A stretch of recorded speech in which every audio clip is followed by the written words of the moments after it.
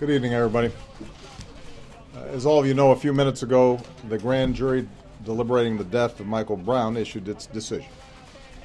It's now come that either way was going to be subject of intense disagreement, not only in Ferguson, but across America. So I just want to say a few words suggesting how we might move forward.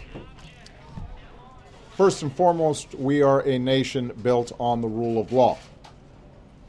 And so we need to accept that this decision was the grand jury's to make.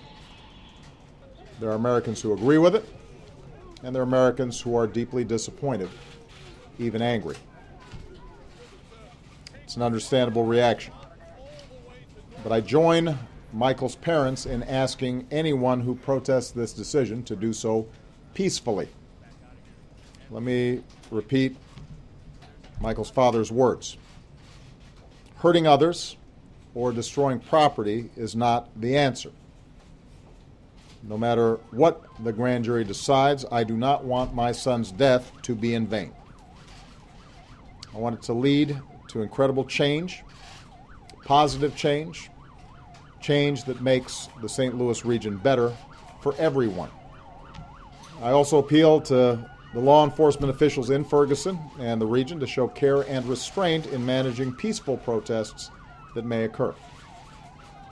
Understand, our police officers put their lives on the line for us every single day. They've got a tough job to do to maintain public safety and hold accountable those who break the law. As they do their jobs in the coming days, they need to work with the community, not against the community, to distinguish the handful of people who may use the grand jury's decision as an excuse for violence, distinguish them from the vast majority who just want their voices heard around legitimate issues in terms of how communities and law enforcement interact. That won't be done by throwing bottles. That won't be done by smashing car windows. That won't be done by using this as an excuse to vandalize property, and it certainly won't be done by hurting anybody. So to those in Ferguson, there are ways of channeling your concerns constructively, and there are ways of channeling your concerns destructively.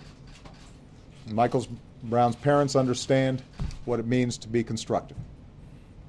The vast majority of peaceful protesters, they understand it as well. Those of you who are watching tonight understand that there's never an excuse for violence, particularly when there are a lot of people in goodwill out there who are willing to work on these issues.